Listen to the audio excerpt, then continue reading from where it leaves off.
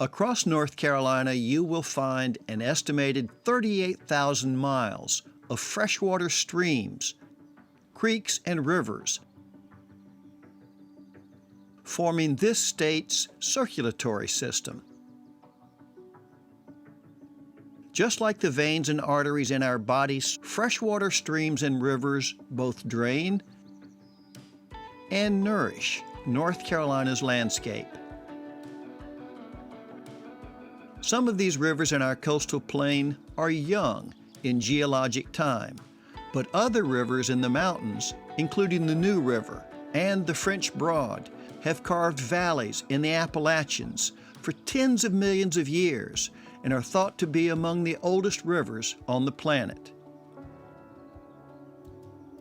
Rivers don't rely on cities for their existence, but in North Carolina, virtually every city and town relies on a river for its survival and its future. Wilmington emerged on the high ground near the mouth of the Cape Fear River. New Bern was established at the confluence of the Neuse and the Trent.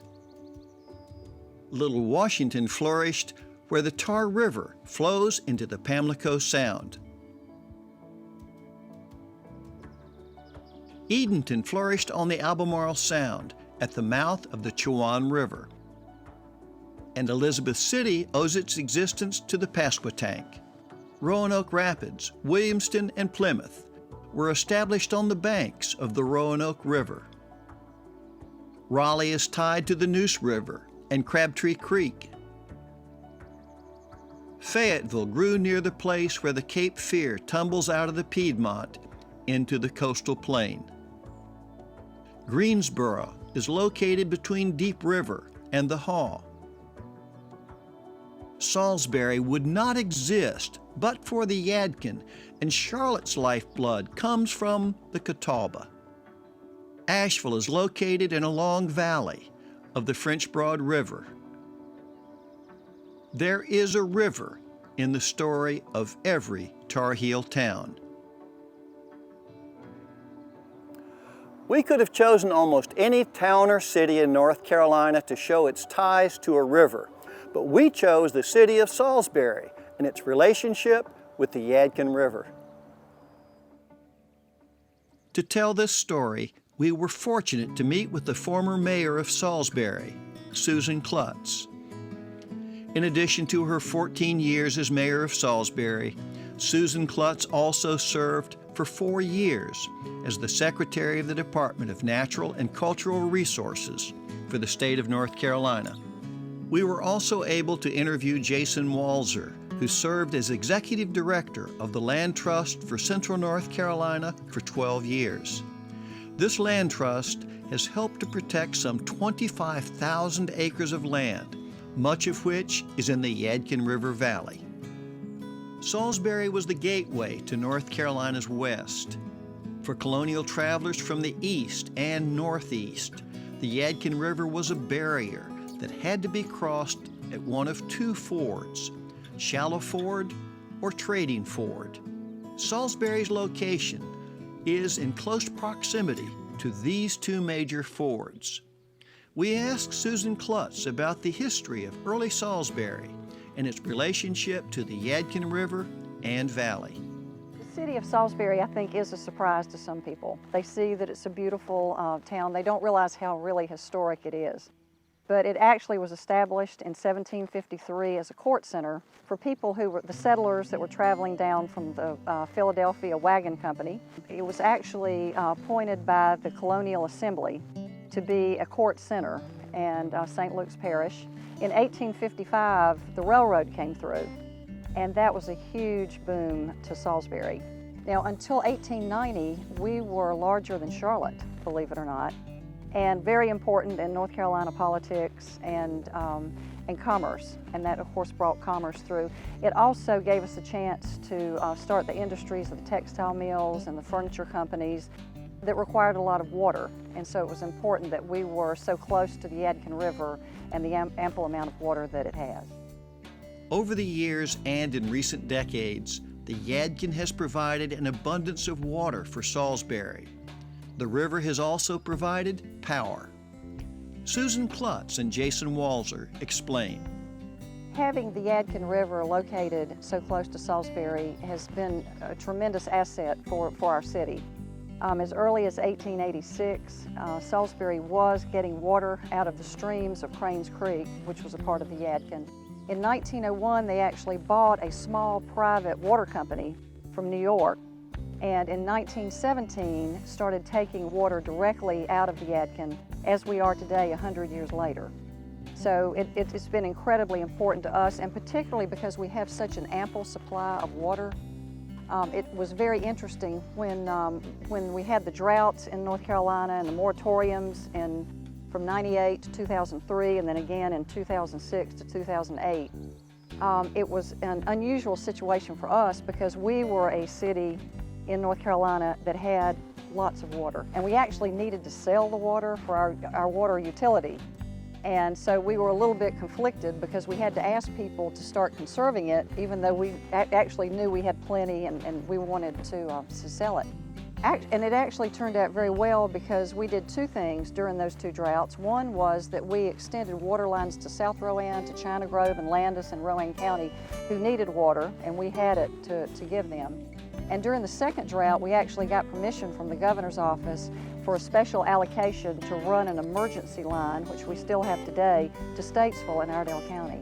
And it's just because we had so much water that was available to Salisbury from the Yadkin. Hydroelectric power, which came from the Yadkin, made a tremendous difference to us in Salisbury and our entire region.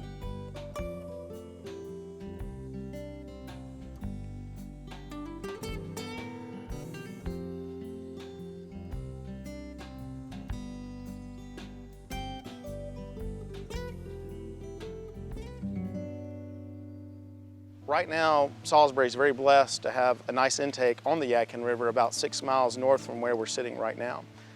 For many, many, many decades, the Yadkin River was, of course, the lifeblood for textile industry here. It powered the dams, it gave us electricity, it gave us abundant water to use in textiles that was really important. It has never gone dry or not even close because where the water intake is a part that has drained about 3,000 square miles. It is a huge watershed, second largest watershed in the state. So we have this abundant quality here in Salisbury available for economic development, which I think is going to be critical to our economic success in the future for getting jobs to come here. In addition to supplying the necessary water for Salisbury's growth and powering its economy, the water quality of the Yadkin River is also critical for future growth and development. Water quality was incredibly important in promoting the city of Salisbury while I was mayor. And not only with the fact that the city owned the water utility and we were in charge of that, but also for recreation. That it was a wonderful way to promote living in Salisbury because we had the beautiful Yadkin River as a recreational area for people that would live there. As North Carolina's population and industry grew in the 20th century, water quality began to suffer. Both Susan Klutz and I remember a time when water quality was not assured. In the 60s, we really did have a problem, and it wasn't really just with the Yadkin or with North Carolina, it was really throughout the United States.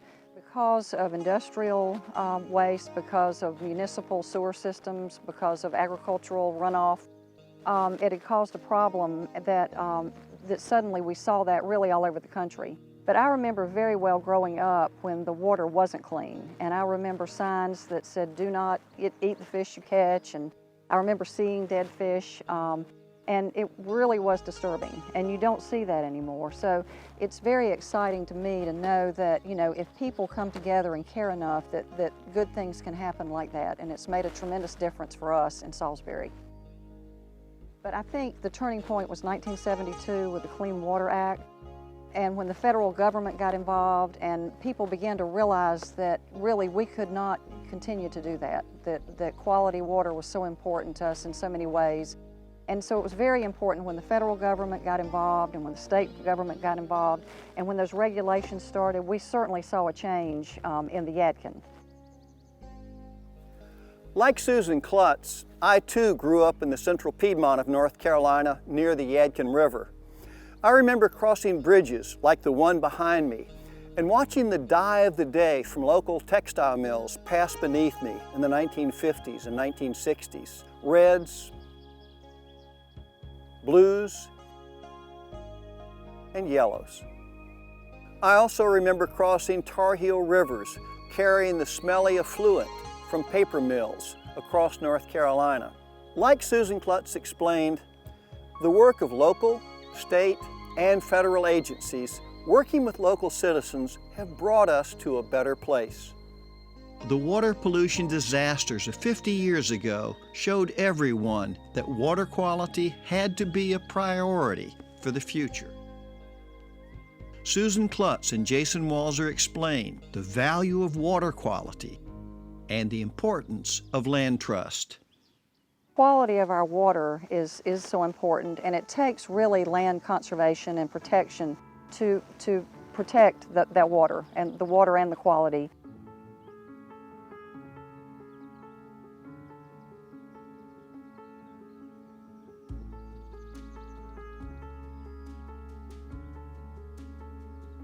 Since the early 70s, and of course I was a child then, we've gotten a lot wiser in how we use our natural resources.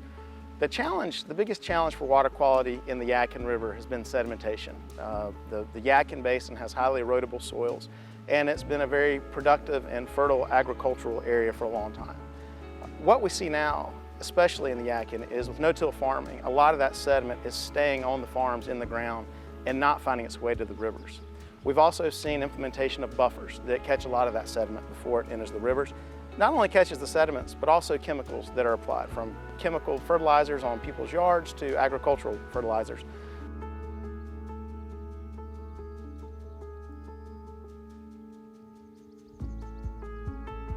The story of the city of Salisbury and the lessons learned in working with the Yadkin River are applicable to many other North Carolina towns and cities. Quality water and quality of life go hand in hand. I think what we've learned in Salisbury, having the Yadkin right there beside us, is that, water is so precious. It's such a wonderful commodity for us. And it's important too that we protect the land around it, that is critical to a good water quality, for buffers and for land conservation. We also, I think, another lesson we've learned is that it takes everyone working together. It takes awareness, it takes education, but it also takes partnerships for people to realize that we all are responsible. We have to take a responsibility in this, and we have to understand that, our future for our children and grandchildren is going to be up to us. That we have to protect what we have, and we have to do the very best with it. It's everyone's responsibility. In my lifetime, the population of the state has more than doubled. And of course, a lot of the people coming to the state are retirees, a lot of them are young professionals, but all of them are coming here because of the quality of life we have. And a big part of that is our natural environment. So I believe that the work we're doing in conservation goes hand in hand with economic development and having a quality of life for everybody, both new resident and old. Before leaving the city of Salisbury and its river, Jason Walser reminded us that the Yadkin has served human communities for many millennia. Here in the Piedmont, this land has been worked, quarried, timbered for hundreds of years. So we have had a landscape to work with that has been very much touched by man. As a result, a lot of the places that are important to us are important not just because of what grows on them or what birds or bees are there, but what cultural significance they have. The Native American history of the Yadkin Basin is fascinating. We can document 12,000 years of man's interaction with this watershed in this place. Really quite remarkable if you think about it. So a lot of our sites that are most unique and worthy of preservation from our land trust aren't necessarily just pristine natural areas, but are cultural areas, places that have a history unlike anywhere else in America. As we leave the story of the city of Salisbury and its river, I want to remind you of the one word that you have heard many times relating to water quality: buffers. On Exploring North Carolina, we have seen the power of buffers over the years and how protected forests next to a river are always a major factor in water quality. Few people can explain the importance of buffers better than Jim Fox, director of UNC Asheville's National Environmental Modeling and Analysis Center. Forest and waters is intimately linked. That when you start thinking about a tree growing next to a stream, think about the shade that it provides. That's adding to that stream's water quality by maintaining a lower temperature to allow that stream to support the life that's in it as well too. Also, that tree, that natural cover, that buffer around the stream will slow down the water coming into the stream. Imagine that rainstorm that's coming across. It has the ability to hit the tree, to hit the grass, to slow that down before it comes into the stream. That if you remove that natural cover, there's nothing to really slow down that water. It instantly runs off, overpowers that stream, and this is about water quantity. So when we think about buffers, it's not just about water quality, how pure is that water? What's the temperature of water? But it's really about water quantity. How can that stream really carry the amount of water that it does best without being overwhelmed by flooding? And then it turns that question into the third part of the water question that we always ask.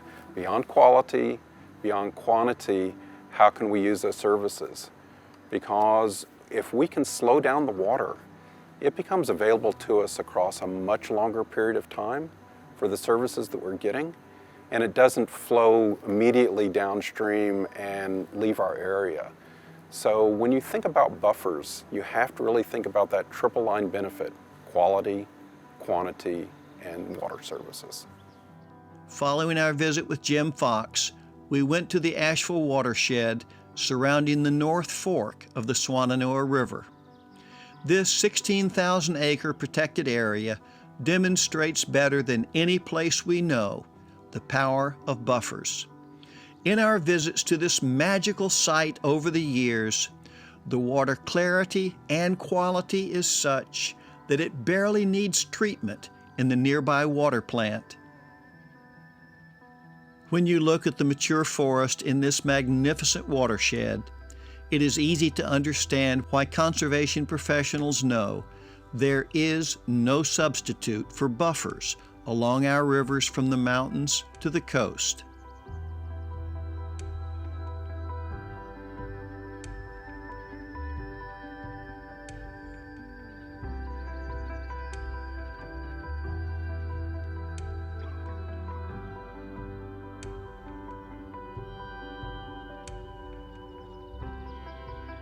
Even when state officials have tried to improve water quality in places like Jordan Lake with high-tech mixing and circulation devices, we always come back to mature buffers as the first line of defense to ensure water quality for future generations.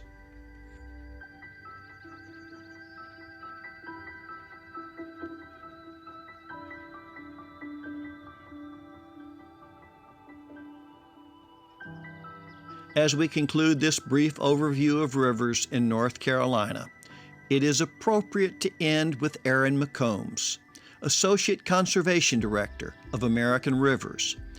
Aaron helped us understand why all of us benefit from free-flowing rivers and the quality of life they provide. And at American Rivers, we say that rivers connect us. So in the face of ever-growing growth and urbanization, it's important for cities to embrace our rivers, to be able to continue to maintain our high quality of life. And 70% of North Carolinians get their drinking water from rivers. So healthy rivers mean healthy, resilient resources for humans that we need. Here in the Southeast and in North Carolina, we boast some of the highest biodiversity of freshwater fauna. And that means that healthy rivers are critical to the biodiversity thriving into the future.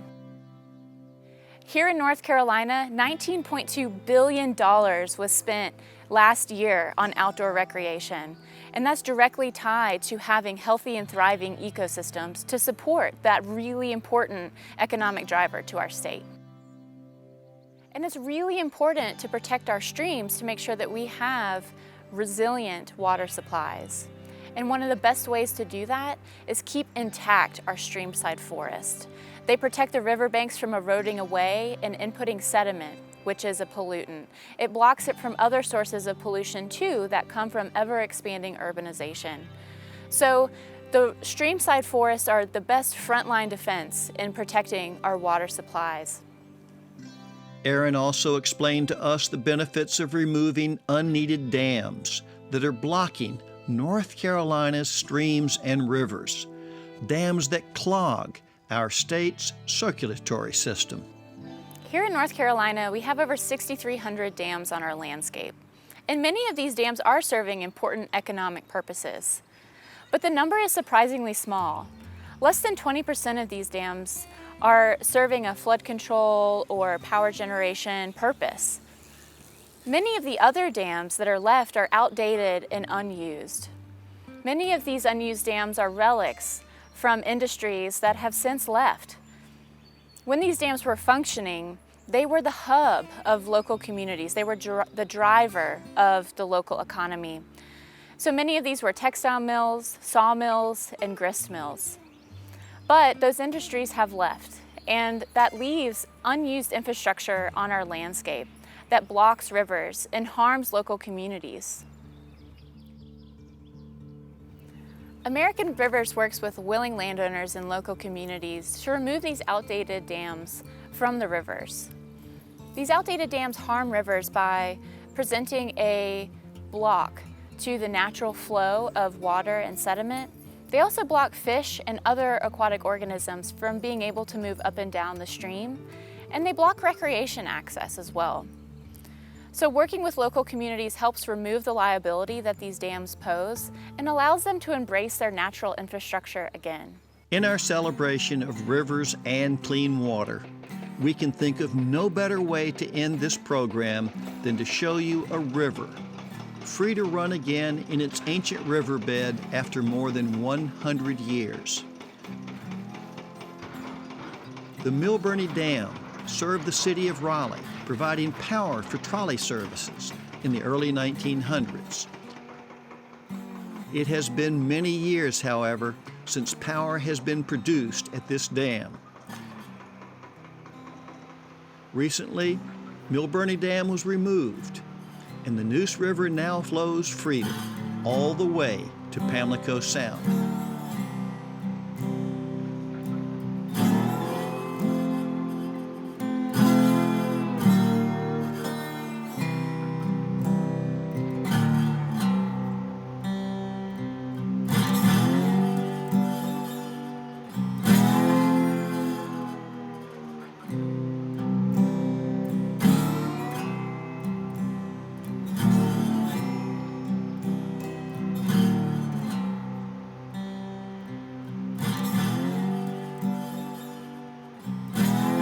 The next time you cross a clean, Tar Heel stream or river, we hope you'll celebrate it and cherish it, because you don't know what you've got till it's gone.